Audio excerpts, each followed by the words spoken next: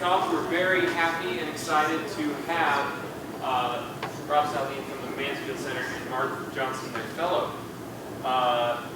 So this is their event. We're excited to have them. And yeah, this is the last day of the book festival. We are currently at $2,500 of our $3,500 fundraising goal for this year. It is all completely free. If you can't give in cash, we do really encourage you to buy a book. That is the biggest reason we make the festival free, so you have more money to buy more books, including this truly excellent one. So I'm going to get things just set up technology-wise, and then Rob, take it away. Great.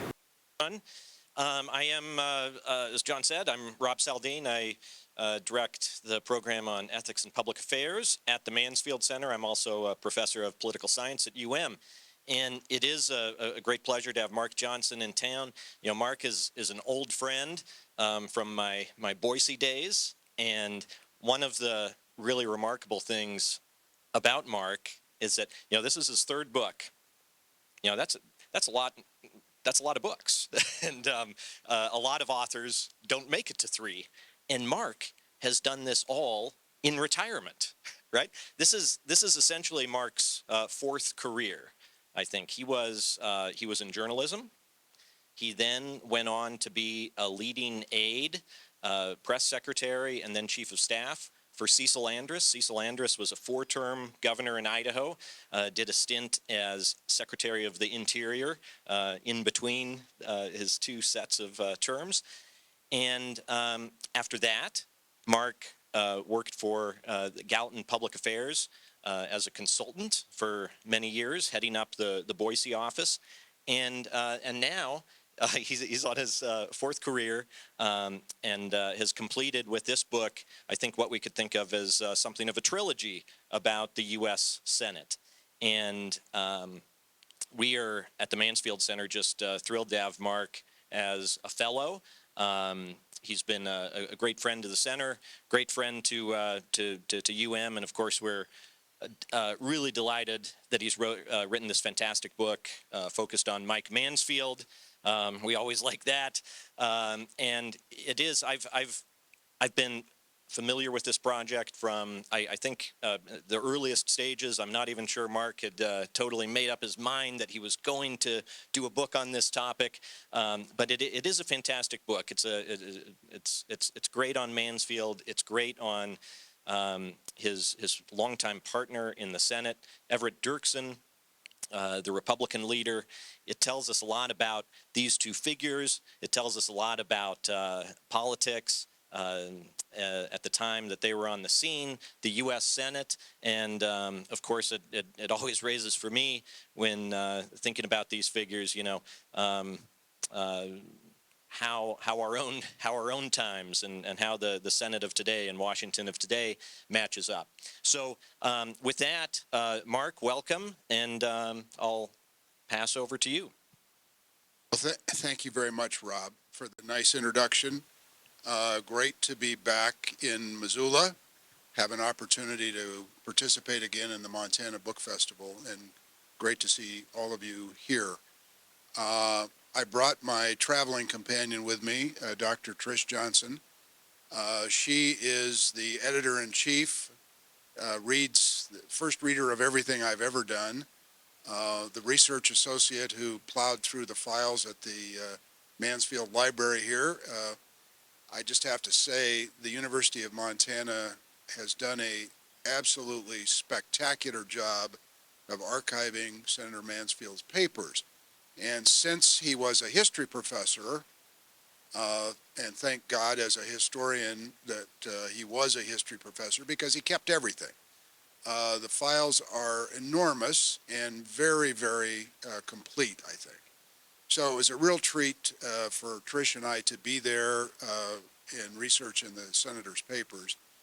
But I just have to acknowledge my much better half as being a full partner in everything I've ever written and making it better, always making it better than I could have done by myself. So, and she's back in Montana with me for the next couple of weeks. So I can see from the demographic in the room, I probably don't have to remind you who Mike Mansfield was. So I won't spend a lot of time on the biography. I'm obviously happy to respond to questions when we get to that point, but I brought this visual prompt because it's my favorite picture from the book. And it seems to me to be kind of a metaphor for this relationship between Mike Mansfield and Everett Dirksen. In the entirety of the 1960s, a very tumultuous time in American politics and American culture. And those of you who are old enough to remember the 60s will remember that it wasn't all the Beatles and Summer of Love and all that sort of thing. It was the Vietnam War. It was young black girls being killed in a church bombing in Alabama. It was the march from Selma to Montgomery and the Edmund Pettus Bridge. It was fire hoses being turned on people who were merely intent on registering to vote in the South. It was a time of great international conflict as well. The Cuban Missile Crisis, the Bay of Pigs, the acceleration of American involvement in Southeast Asia.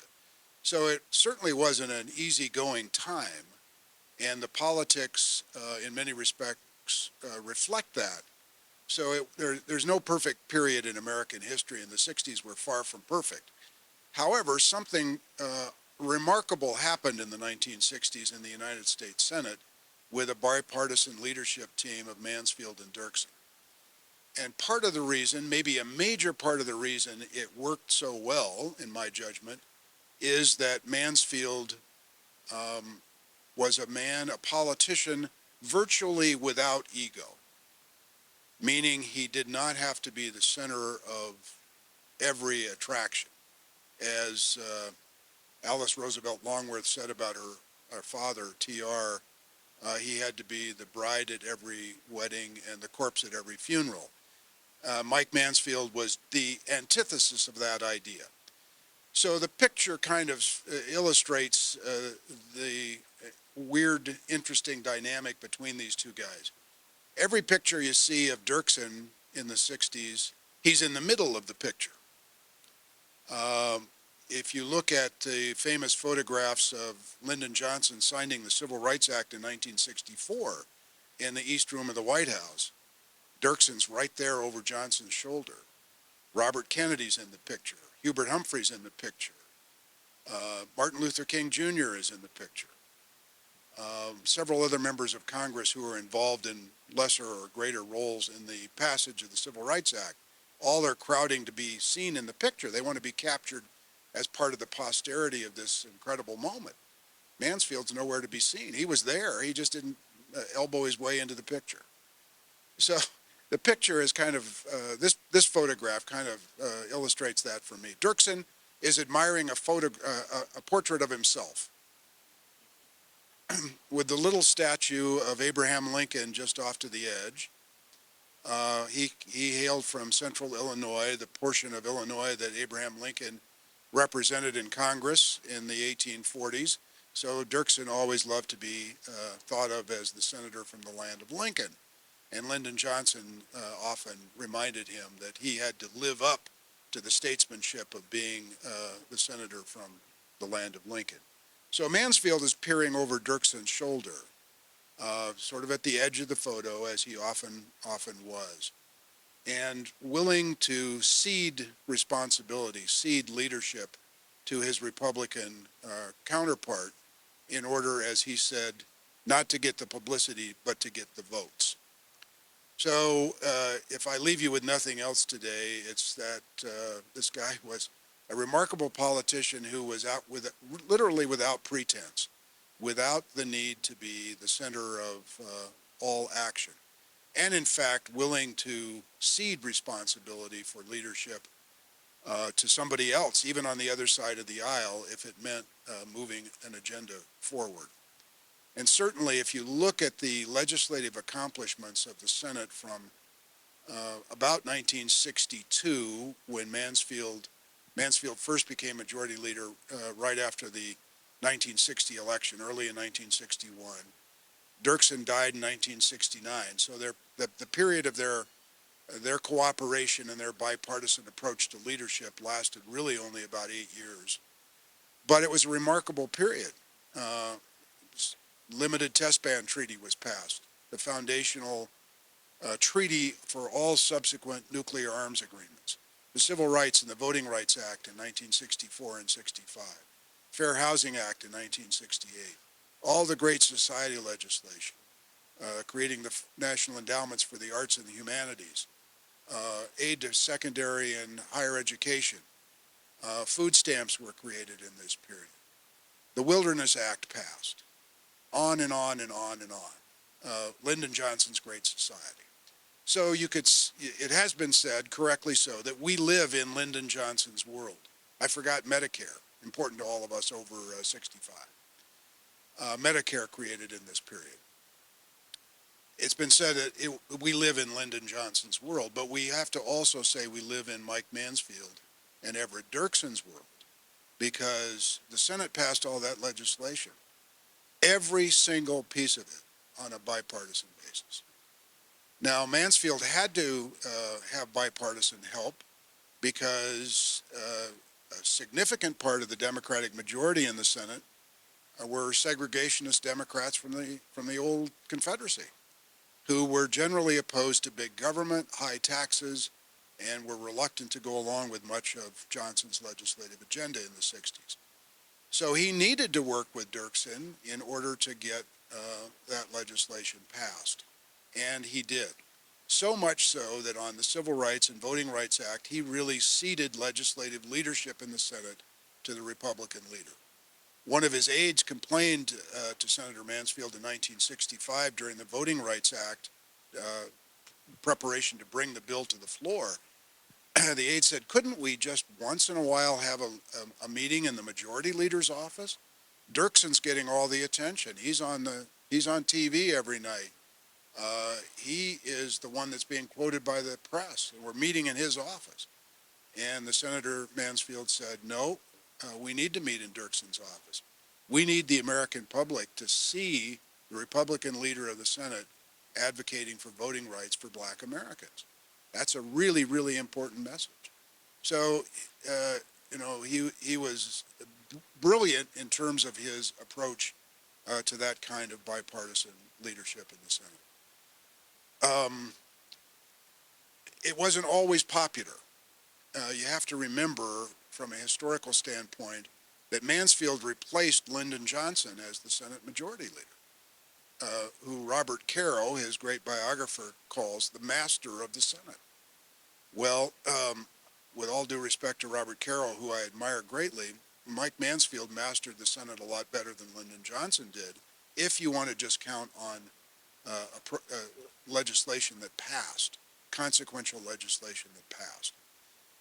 Johnson was, a fierce, very strong leader, willing to use all the tools of the trade, so to speak, to get his way, twisting arms, appointments to committees, every money raising, every conceivable tactic that a politician can employ in order to secure a majority or bring a fellow senator along. Mansfield was the antithesis of that. He refused those kinds of tactics and believed in a different kind of leadership. Now, it's entirely possible that that leadership in the hands of someone else would not have worked, or not as worked as well.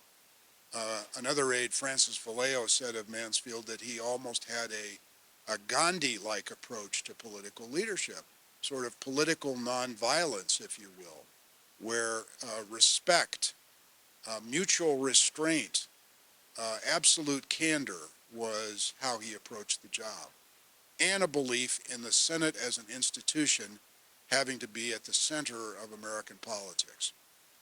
There's an argument that the Senate only really has been important to American politics 3 times in our history. Once was during the lead up to the Civil War and during the Civil War. Second time was during Franklin Roosevelt's New Deal in the 1930s. And the third time was in this period, in the 1960s. when the Senate really mattered. Well, the Senate is not really mattering very much right now, as you probably know from following the news. The word most often used to describe the Senate is dysfunctional. It doesn't work very well. And part of the reason it doesn't work very well, in my judgment, is that we have political leadership who is unwilling to avail themselves of that restraint, the candor, the mutual respect, the lack of hyper-partisanship, if you will, that was so prevalent during the Mansfield and Dirksen era. So I'm going to stop, Rob, right there, and I know you have some questions and some topics you want to get into. I just want to close my comments at this point with just a quick quote from Mansfield. In 1998, close to the end of his life, he died in 2001, he gave an interview to the New York Times in which he said, and I quote, "I've always felt that the true strength of the Senate lay in the center, not on the right and not on the left, but with those people who could see both sides and were not so convinced of their own assumptions that they couldn't listen to the other side." So that's a pretty fitting epitaph for this guy from Montana who had a truly remarkable life, I think, dropping out of high school, serving in 3 branches of the military, working in the copper mines in Butte, getting a college education here, going on to be a congressman, probably the most respected foreign policy authority in the Senate during his time there, particularly as it related to the politics of Asia. Longest serving Senate Majority Leader still in the Senate's history, and the longest serving U.S. Ambassador to Japan after he left elected politics. So part of the reason I wanted to write the book was I wanted to write about Mike Mansfield, but I also wanted to do whatever I could to contribute to remembering this guy as a pillar of the kind of political leadership that is possible if you have the right kind of character and the right kind of commitment. Great. Well, thanks, Mark. I do have some questions, and I'll pose those, but then we will have plenty of time for questions from the audience. So, Mark, one thing I want to go back to, you talked about civil rights and how Mansfield isn't in the picture at the signing, but it also seems to me that Mansfield doesn't get much attention in just our popular understanding of civil rights, and the story, insofar as politicians are concerned, it basically revolves around Lyndon Johnson and Dirksen, right? Right. But in your book, I do think you push back on that on that popular understanding on the parts of just average citizens, but also historians, right? And I think that is one of the remarkable things in your book is you do have a slightly different account that places Mansfield a little bit more at the center, and I wonder if you could talk about that a bit. I'm happy to talk about that, and I do think that is a really important aspect of Mansfield's story. Rob, political history is often written from the perspective of the president who happens to be in office at the time something important or infamous happens. So it's natural that a lot of history of the civil rights movement, particularly the legislative history, political history, is written from the perspective of Lyndon Johnson. And in no way to denigrate Johnson's involvement with the Civil Rights and Voting Rights Act, but in 1964, I think the most that you can say about Lyndon Johnson's role was that he kept the issue in the public eye. He was willing to make sweeping pronouncements about how important it was to the country to move it forward, knowing that there were political consequences for the Democratic Party in pushing civil rights, particularly as it related to those Southern segregationists that I was talking about a moment ago. And Dirksen gets his due and is entirely entitled to his due because he brought along 27 of the 33 Senate Republicans to vote for the Civil Rights Act in 1964. So not including Barry Goldwater, by the way, who was going to be the presidential candidate of the party that fall. Even though Dirksen had sort of begged Barry Goldwater to support, to go with him, to go with Dirksen and support the Civil Rights Act. So Mansfield is largely left out of this story because I think for a couple of reasons. One, he picked Hubert Humphrey on the Democratic side to be essentially the floor manager, if you will, of the legislation. And Humphrey's job, as Johnson and Mansfield both told him, was to make sure that Dirksen came along, that Dirksen got what he needed to get to yes on the bill. And they did a masterful job. Humphrey did a masterful job of that. I argue in the book that Mansfield, though, really devised the strategy. He realized that in order to pass this legislation was going to require the Senate to overcome a filibuster that would last weeks. As it turned out, it lasted, 87 days, longest filibuster in Senate history. Mansfield was encouraged to, bring in the cots to the cloakroom so that senators could sleep in their pajamas and come on the floor for a quorum call. He refused to do that. He said, we're going to not denigrate the dignity of the Senate by those kinds of acts. We're going to have an orderly debate, and we're going to go through line by line, word by word of this piece of legislation, and we're going to convince the other side that we have more votes in the end than they do.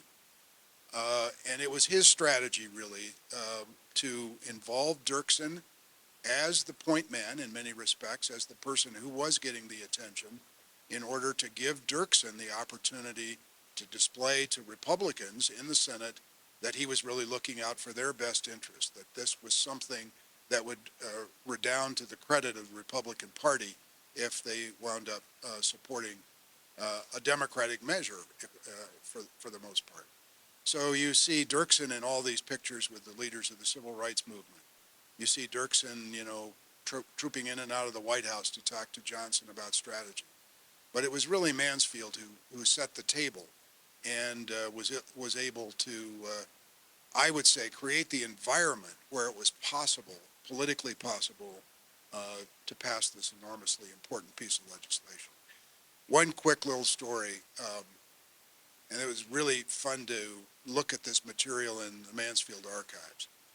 Mansfield knows at the beginning of the debate on the Civil Rights Act that Georgia Senator Richard Russell, hugely influential figure in the Senate, a master of parliamentary tactics, that he was going to be on the other side,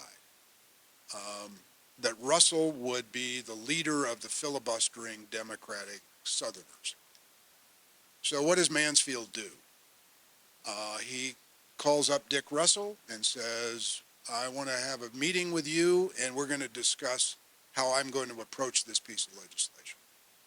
So Russell comes to Mansfield's office, and they meet about it, and Mansfield lays out all of his cards on the table. He says, here's what I'm going to do. I'm going to stop the bill when it comes across from the House at the desk. I'm not going to refer it to the Judiciary Committee where James Eastland from Mississippi was sure to kill it. He says, I'm going to put it on the calendar at an appropriate time. I'll give you adequate advance notice. There'll be no surprises. You'll know every move I'm going to make. And we know he did that because he wrote a contemporaneous memo to the file where he quoted himself and Russell in this conversation. So he documented his approach to dealing with Dick Russell. And he said, at first, I didn't think Russell believed me, that I would not use some parliamentary trick or try to, catch them unaware and be able to pull a fast one. But over time, Russell came to believe, Mansfield's this man of his word. What he told me is exactly how he's proceeding. He's going to let this debate go on as long as it has to go on. And at the end of the day, we're going to have a vote. And I think probably at that point, Dick Russell probably knew that he was going to lose. But nonetheless, he fought for, 87 days in this extended debate in the Senate in the spring and summer of 1964. So that's a remarkable degree of political acumen and leadership to go to your leading opponent and say, here, it's like the quarterback offering the opposing team's middle linebacker the playbook. Here's what I'm going to do and exactly how it's going to happen. There'll be no surprises. But that's Mike Mansfield. Well, thanks, Mark. I love that part in the book just because I think it tells us so much about Mansfield and his style of leadership. And, another part of the book that hasn't come up at all yet, I wonder if that in a way doesn't also tell a bit of the story about Mansfield's style of leadership in a different kind of way, maybe in some ways even the downside of his style of leadership, and that concerns Vietnam. On the one hand, Mansfield was way ahead of the curve on Vietnam. He recognized before almost everyone else that this was a big time challenge, that things were not going well over there. He got out and he talked with people on the ground, and including journalists who were there, and he saw what was coming. Right? He knew what was coming, and he said so a handful of times at least. However, at the same time, he had a very close relationship with LBJ, and it's not clear, to me at least, that Mansfield's convictions on Vietnam ever had much of an impact on LBJ, right? And so I wonder just what you make of that. It seems to be a little bit of a contradiction, right? On the one hand, he saw what was coming, and yet he also maintained this very close relationship with the president, who was pedal to the metal on Vietnam. I knew I could count on Rob to ask a hard question. This is one of the things that I struggled with in the book and continue to struggle with, because I just have to set the context a little bit for the democratic political attitudes in the early 60s about what was happening in Southeast Asia. Lyndon Johnson, very much a product of the McCarthy era in the Senate, very concerned about the Democratic Party being labeled as being soft on communism. Who lost China? The great question that McCarthy and some of his acolytes posed in the 50s, implying that, these squishy liberal Democrats had acquiesced to a communist takeover in China, among other things. So very, very, Johnson's, almost obsessed, I would say, about making sure that Democrats don't get tagged with the idea that somehow the party contributed to the loss of other countries in Asia to communism. So at the same time, Mansfield, the history professor and the Asian expert, over the course of his time in Congress and the Senate, visited that part of the world at least 15 times. So he really knew what was going on the ground there. He knew the leaders. As Rob said, he made a point of, when he went to Saigon during the initial buildup of the war, American buildup of the war, to meet with reporters like David Halberstam and Malcolm Brown, who was the AP reporter there, Halberstam for the New York Times, and just for hours listened to what they had to say about what was happening in the country. They were very pessimistic that the United States military could make much of an impact in Southeast Asia. So he had a lot of information and a lot of context that many people in either party did not have, in both parties did not have. So he starts writing memos, which is his preferred way of communicating with the president, to write a memo laying out in, often pretty stark terms, what he thought the policy trade-offs should be. He wrote a famous one to John Kennedy in 1962 after a trip to Vietnam. And Kennedy didn't like what he read and was quite upset that Mansfield said, you know, we got to cut our losses here before we go any further into this quagmire. Then Johnson becomes president in 1963 and really begins to accelerate the war after the Gulf of Tonkin in 1964, and then early in 1965, and Mansfield is often the only person in the room who is raising objections to increasing the military involvement on the part of the U.S. So Rob's absolutely right. He did know where this was going. He knew it was not a winning proposition, that there could not be a military solution to what was inherently a political problem. So at the same time, you have people like Frank Church from Idaho and George McGovern from South Dakota taken to the Senate floor, criticizing Johnson's foreign policy, being very outspoken and calling for the need to have a negotiated settlement to the fighting between the South and North Vietnamese, and that the United States should not put any ground troops into South Vietnam. And their advice, obviously, is ignored by Johnson. Mansfield's advice, which is delivered very much in a much more low-key way, is ignored by Johnson.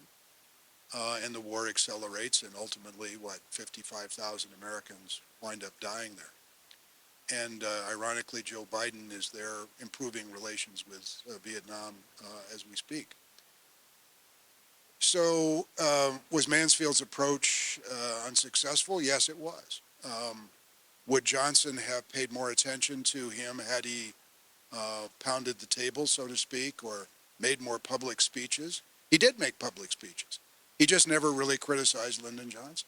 He criticized the policy. He talked about the history of the region, what was happening, why the French had failed there, and why he thought we would likely fail there.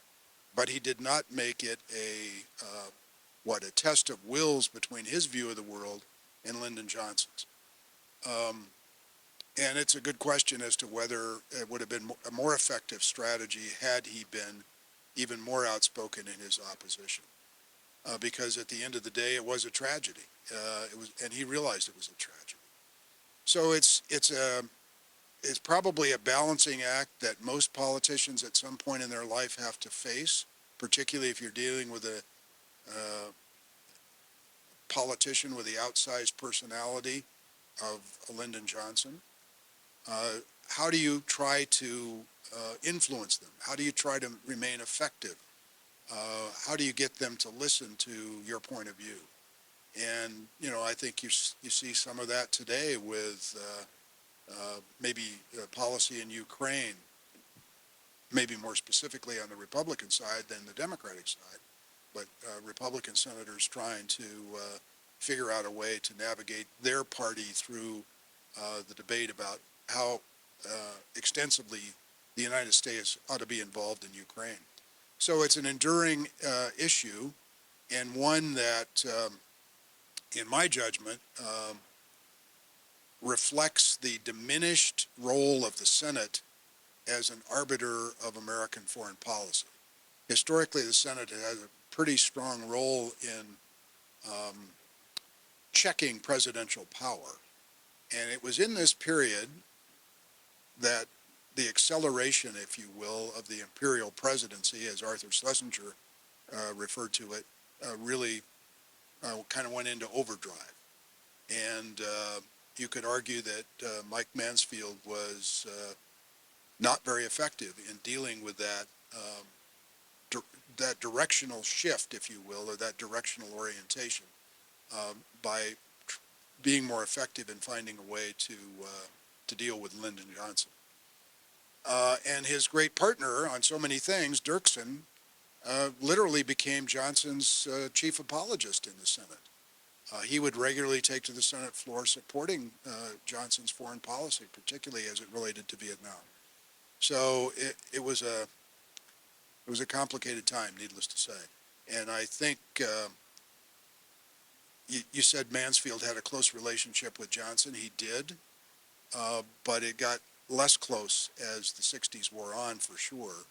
And at one point, Johnson diminished Mansfield by saying, well, every politician from Montana has a little bit of Burton K. Wheeler and a little bit of Jeanette Rankin in him. Mark's first book, we should note, was on Burton K. Wheeler. Another fantastic book. Marc, thanks for that. I mean, so many other questions I'd like to ask, but I think we should, rather than just have me ask more questions, turn it over to the audience. It looks like we got one right up front. Speaking of Burton K. Wheeler, do you still argue that he's the most powerful, influential politician in American history, more so than Mansfield? Thanks for the question. Did you all hear that? I argued in my biography of Burton K. Wheeler that he was the most powerful politician Montana ever produced. I may have to revisit that after thinking more about Mansfield, particularly in this period in the 1960s. And even into the 1970s, when you think about some of the things that Mansfield was directly responsible for bringing about. The Church Committee investigation of the Central Intelligence Agency, very much a product of Mansfield's desire, which he started talking about in the early 50s, about a way to rein in and provide greater oversight, political oversight of the Central Intelligence Agency particularly. Then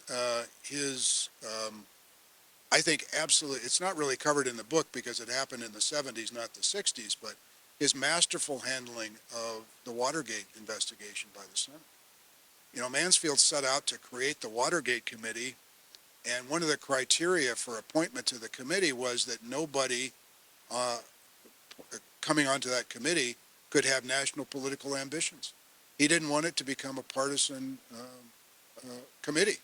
So he picks Sam Ervin from North Carolina, one of the segregationists who voted against the Civil Rights Act, to chair the committee because he knew that Ervin was a short-termer in the Senate and would not, couldn't be accused of using it as a platform for some political gain. So Mansfield touched so many, many, many things in terms of legislation.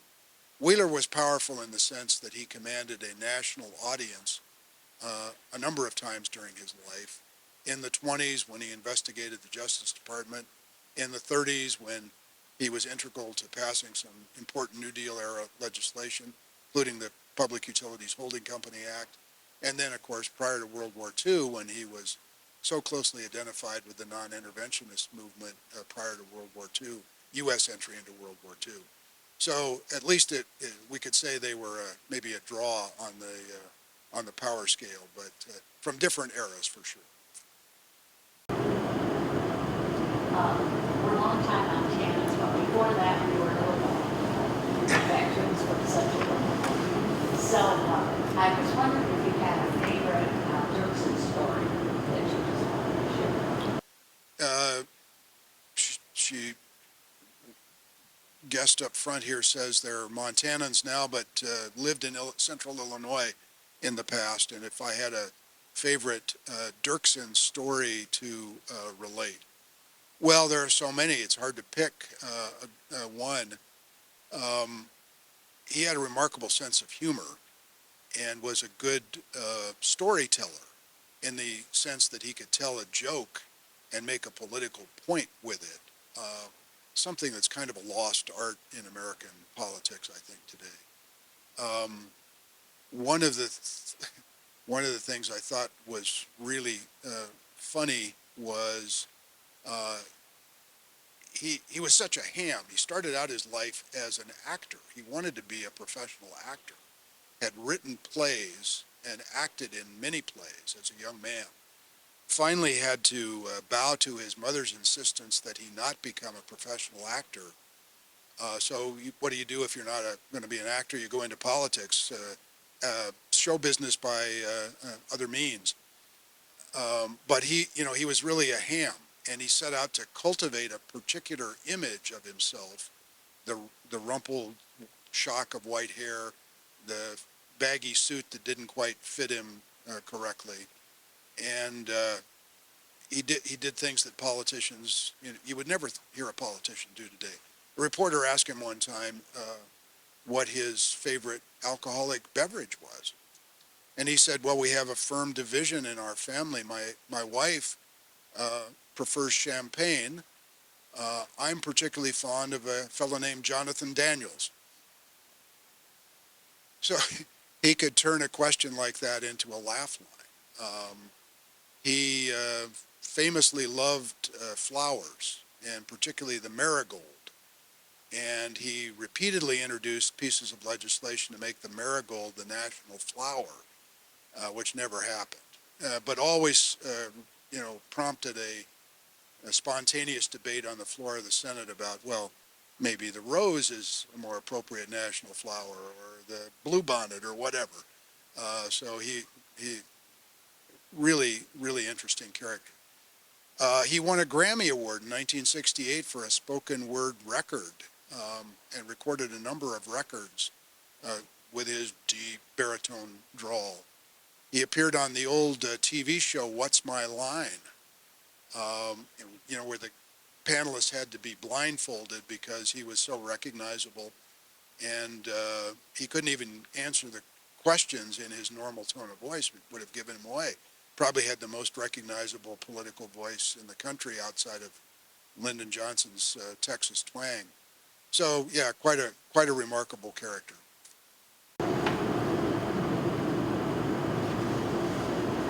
Yeah. You might get another one. Mark, to go back to Wheeler for a second, you wrote in the Wheeler book about the fact that in the 46 Senate election, when Wheeler was clearly getting himself in trouble in Montana, that Mansfield was urged to run against him in the primary. I wonder if when you turn to deeper research on Mansfield, if you learned anything more about why Mansfield made that decision at that time.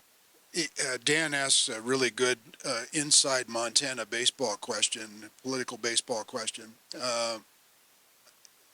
Mansfield was, elected to the Congress in 1942, representing Western Montana. Reelected pretty easily in 1944. And by 1946, he's receiving a lot of encouragement to run against Burton K. Wheeler in the Democratic primary for the Senate. And Wheeler, by that point, as Dan correctly points out, had broken his pick with a lot of folks in Montana because of his outspoken opposition to Franklin Roosevelt's foreign policy before and during World War II. So, veterans coming back from the war were angry with him. The organized labor, more important in Montana then than now, but still, a critical part of the Democratic constituency was upset with him for a variety of things. So it would have seemed like an opportune moment for a young, ambitious member of the House to try to step up to the Senate. And the one time that I interviewed Mansfield, quite late in his life, when I was working on the Wheeler book, I asked him about this.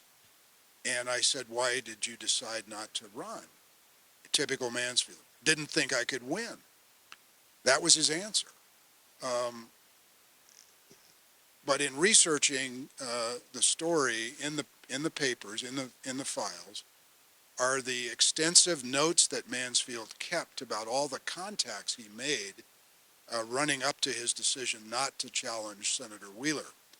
He called virtually every county chairman, Democratic county chairman in Montana on the phone, talked to them, had a list of questions. I'm thinking about running for the Senate. What do you think my chances are? Do you think I can raise enough money? Would you support me? Do you think I could clear the field so it'd be me against Wheeler? a series of very specific questions that he kept notes on, and that's all in the file. That's all in his archive. So at the end of the day, he decided, even though a couple of major local unions had publicly endorsed him running against Wheeler, he decided not to run in 1946. So when I got further into the research, I reflected on that comment, didn't think I could win. 1946 was a huge Republican year in American politics. Republicans can gain control of the Congress for the first time in many years. Harry Truman was, flat on his back politically in terms of his popularity in 1946. So Mansfield may well have made the calculation that trying to step up, even had he been able to defeat Wheeler in the primary, would have been a difficult thing to win a general election in that environment.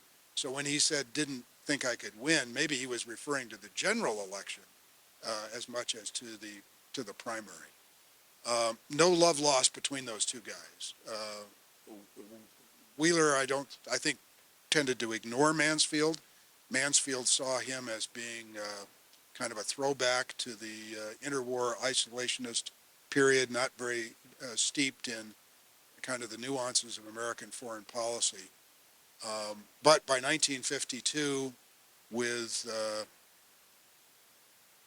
Zales Ecton, who won that Senate race in 1946, kind of a name lost to Montana political history, a one-term Republican senator.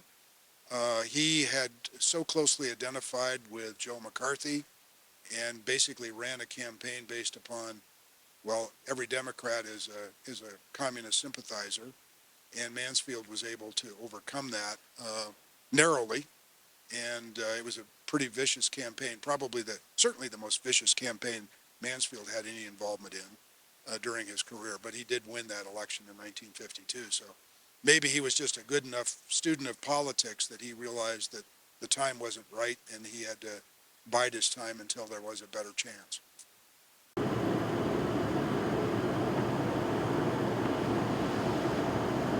Richard. Mark, you reminded us about the importance of Senator Mansfield's work as an historian. I presume that he continued to read history while working as a senator. And I wonder if you could identify for us the historians who most influenced Mansfield, particularly his thinking about Vietnam and of equal importance, the Middle East. It's a great question, Richard. He certainly was an avid reader. Everything from, Zane Grey Westerns to serious political works and works of history. I'm not sure that I can give you a specific example of a historian that he may have influenced his view, but I'm confident that he read most of the big thinkers of that period, particularly in the 50s and into the 60s. I was struck by how often he would seek the insights of journalists, as I mentioned earlier, David Halberstam, among others, and how much he respected their kind of scholarly approach to journalism, if you will, that they did a lot of research. Typically what would happen, a congressional delegation would go to Saigon for an on-the-spot survey of American policy and how the war was going, and they would spend most of the time in the U.S. Embassy getting sort of force-fed these briefings by the ambassador and the embassy staff and the military command in Vietnam.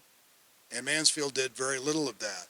He got out and talked to the journalists. He got out and talked to, people who were there in closer touch with what was really happening on the ground and tended to avoid the official briefings. He really relied on this guy, Francis Vallejo, who was his top staffer and eventually became the Secretary of the Senate, who had moved over to Mansfield's staff from the Library of Congress. So this guy was a serious scholar in his own right. And Mansfield took him along on all of these trips that he made to various places in the world, particularly to Asia. And together they became quite a tag team in terms of producing the reports that they brought back to share with the Senate, and particularly with Presidents Kennedy and Johnson. If you read those, frankly, it'd be good to collect them into a volume. It's a kind of a counter history, if you will, to American foreign policy, at least as it related to South Vietnam in that period, because, I mean, he's drawing upon firsthand observations, his history and knowledge of everything from the importance of the Buddhist religion to the repudiation of the Catholic leadership of Vietnam in that period. Even though Mansfield had been quite close to President Diem for a period, he came to realize that he was not going to be able to lead the South Vietnamese out of this morass. So, yeah, he was a real scholar politician. And I emphasize scholar first before politician. I think that history training was really, really important to his view of the job, and particularly how he thought about politics in Southeast Asia.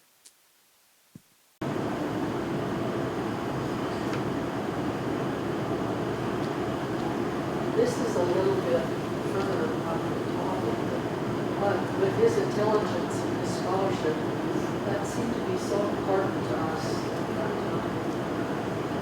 Why do you think that characteristic is not so important today in leadership? Did you all hear the question? She says Mansfield's scholarship, erudition about issues seemed to be really important in that period to Montanans, and we don't seem to have the same appreciation for that attitude today. I'm rephrasing your question, but I think that's what you're driving at. Well, it's a multifaceted answer, very complicated. Probably don't have enough time yet this afternoon to get into all the details, but I think it probably involves a lot of different things. Mansfield did not live in the age of the 24-hour news cycle. Twitter and Facebook didn't exist.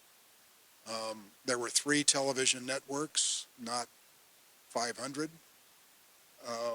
So the whole environment of where people get news and opinion is entirely different than it was 50 years ago.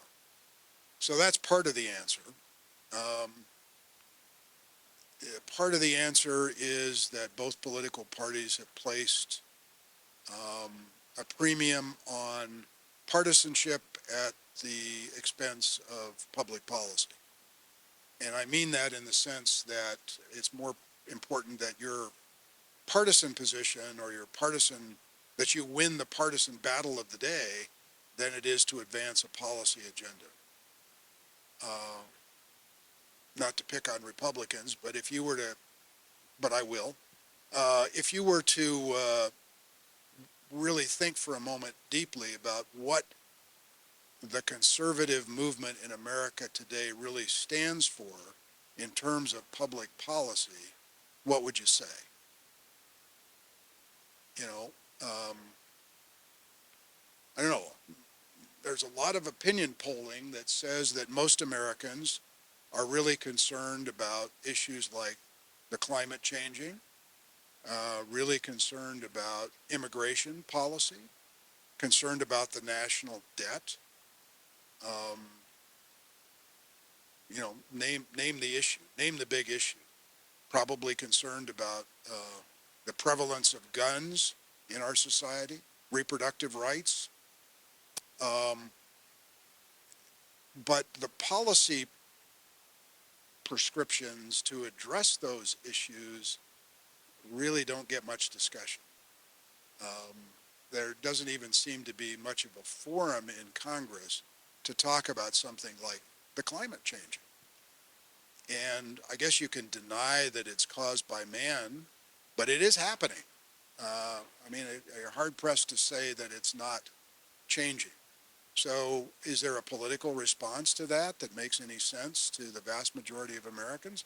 Well, probably, but it's going to take two serious political parties grappling with what is required to address it in order to make progress.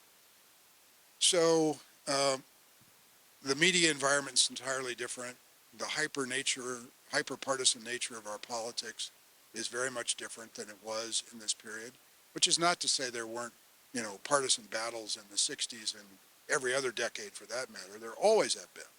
It's just a question of how you arrange the political environment, as Mansfield and Dirksen were able to do on so many occasions in the 60s, to actually address big national concerns like civil rights. After the Civil Rights Bill passed in 1964, Lyndon Johnson told Martin Luther King Jr., I really want to pass a Voting Rights Act, but I don't think I can do it in 1965. It's going to be coming too close after this wrenching debate over the Civil Rights Act.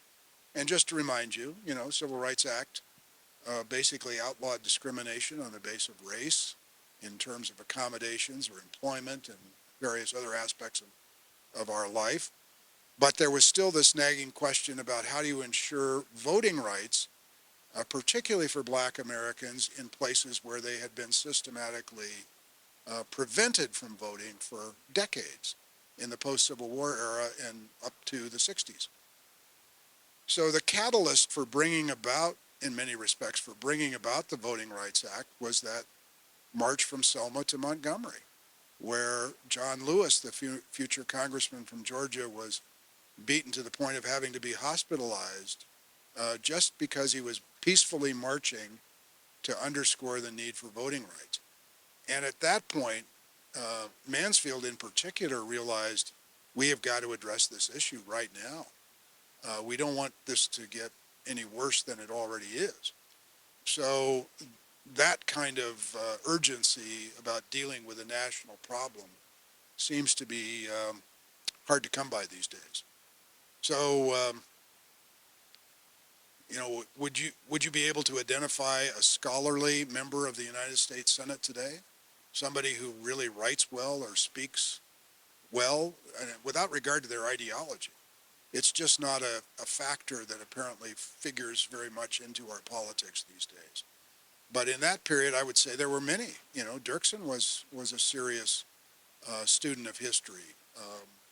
People like Howard Baker, his son-in-law. Howard Baker was Dirksen's son-in-law. A very serious person in his own right, not just a serious politician, but a serious thinker. Daniel Patrick Moynihan in a later generation. Edward Kennedy.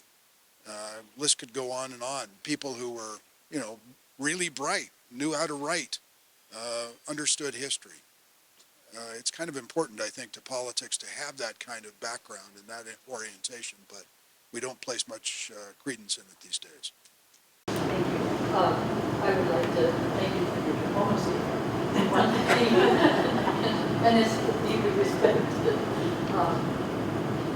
Mansfield has spent a long time here, and I had the pleasure of being with the first group of Montana teachers that went to Japan and sat at a tea that he hosted, and I was honored to sit right beside him. And he went on for 2 hours without a note, explaining why the relationship with Japan was the most important part of some of his book. I came back to the university to finish my master's and begin my doctorate, and worked at the Mansfield Center for about 2 years, long period of time, so I don't know. What a great memory, and thanks for sharing it. Yeah. Well, Rob and I have talked about this many times. All politicians have feet of clay. Even the admirable ones. And I worked for one. I'm a little biased. I worked for C. Sanders, who I consider one of the great governors, certainly one of the great Western governors ever. A Democrat in a red state who never had a Democratic majority in either house of the legislature. 14 years as governor, but remade the school system in the state, passed important environmental legislation at the state level. Really an accomplished governor. But, the more you get to know most politicians, you see the warts, you see the failings. Mansfield is a rare exception in my experience to that, in that the more I learn about him, the more admirable he seemed to be. And I was really struck, and I used it as an epigraph in one of the chapter headings in the book. David Broder, the Washington Post reporter and columnist for years, who covered every president from Dwight Eisenhower to Barack Obama, said Mansfield was the greatest American he'd ever met.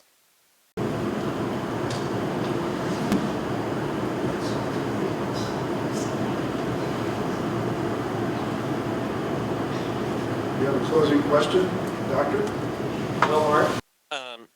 There we go.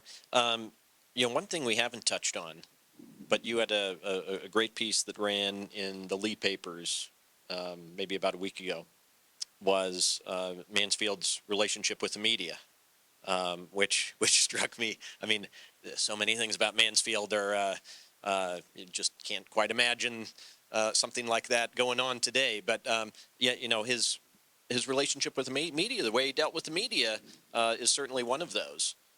Maybe you could talk about that for a minute. Yeah. 34 years in elected politics, Mansfield, 34 years in elected politics. He never had a press secretary. And Don Obendorfer, his biographer, asked him about this in an interview that he did for his book on Mansfield. And Obendorfer says, "Is it true you never had a press secretary?" "Yep." "You were your own press secretary?" And he said, "Yes." "Secret with reporters is you just tell them the truth." And he had regular office hours on Saturday, particularly when he was the Senate whip, Lyndon Johnson's understudy.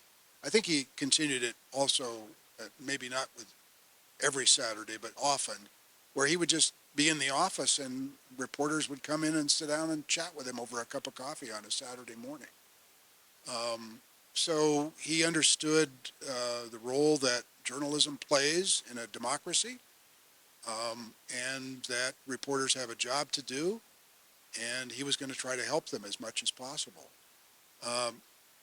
Contrast to Dirksen, Dirksen absolutely loved the attention that reporters would lavish on him, and they did lavish attention on him because he was such good copy. I mean, he would come up with these funny lines or quick little quips that would, cut to the quick with a smile on his face. But yeah, the fact that the Senate Majority Leader was his own press secretary for 16 years, dealing with reporters every single day, and came away with, I would say, the almost universal, maybe not even almost, but with universal respect from people who covered Congress, is really quite a remarkable statement about his kind of personal integrity and his personal character. One story that I related in the book and in that Lee newspaper piece was Neil McNeil was the longtime Time magazine congressional correspondent, covered Congress. And he would write in the way that Time magazine did in those days. The reporters would write a lengthy memo to the editors of the magazine, essentially all kinds of detail about a particular story, and then the editors would distill that into what actually appeared in the magazine. And McNeil had written a long memo about Mansfield's leadership in the Senate, and the editors of Time decided they wanted to put him on the cover of the magazine. So McNeil calls the senator off the floor and into the president's room off the Senate floor, and he says to him, "I've got some news for you. The editors of Time magazine want to carve your face on Mount Rushmore." And Mansfield says, "What do you mean?" He says, "They want to put you on the cover." "Oh my God, how can we stop that? I don't want to be on the cover of the magazine." Another great quick story. There's a picture that John Kennedy loves so much that he inscribed it to Mansfield outside the White House after a meeting with President Kennedy. You've got all the Democratic leaders of the House and Senate are there. Lyndon Johnson, the vice president, Speaker McCormick from Massachusetts, Hale Boggs from Louisiana, Hubert Humphrey, George Smathers from Florida, who was the conference chairman, and they're all kind of milling around, facing the cameras or facing the reporters in the way that people do when they come out of the White House and stop in front of the building and make their little comments to the press. Mansfield's got his back turned, leaving the scene. So Kennedy thought the picture was so humorous and so emblematic of Mansfield that he had a copy made up for Mansfield and inscribed it to Mike, who knows when to go and when to stay.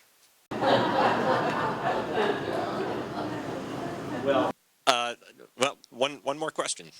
On his last day, as he walked off the floor of the Senate, then two-man video crew, walked up to him and said, Senator Mansfield, what are the highlights of your career? And he looked at him and he said, I impaneled the Watergate jury and voted against the Gulf of Tonkin resolution. And in 1949, I think it was, I kept the Corps of Engineers from jamming the Flathead Valley.